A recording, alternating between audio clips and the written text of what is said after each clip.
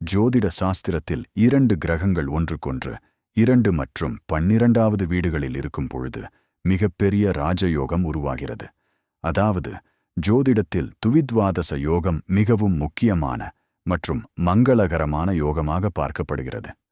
இந்த யோகமானது ஏப்ரல் 1, 4, 19, 23 மற்றும் 29இல் உருவாக இருக்கிறது.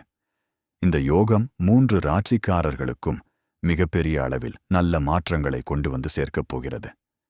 இந்த யோகமானது திடீரென்று சில பண வரவுகளையும் சில முக்கிய வாய்ப்புகளை தேடிக் கொடுக்கும்.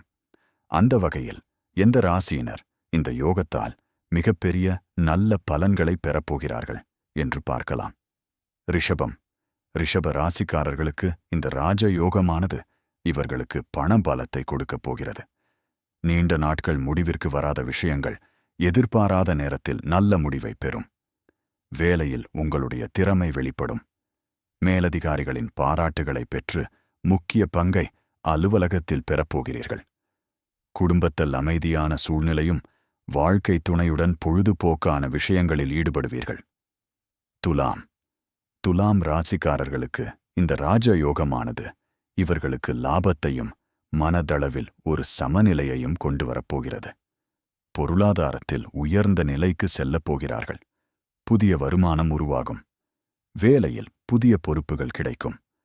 உறவுகளில் இனிமையான சூழ்நிலை உண்டாகும். தொழில் ரீதியாக கூட்டாளியுடன் நல்ல லாபத்தை பெறுவீர்கள்.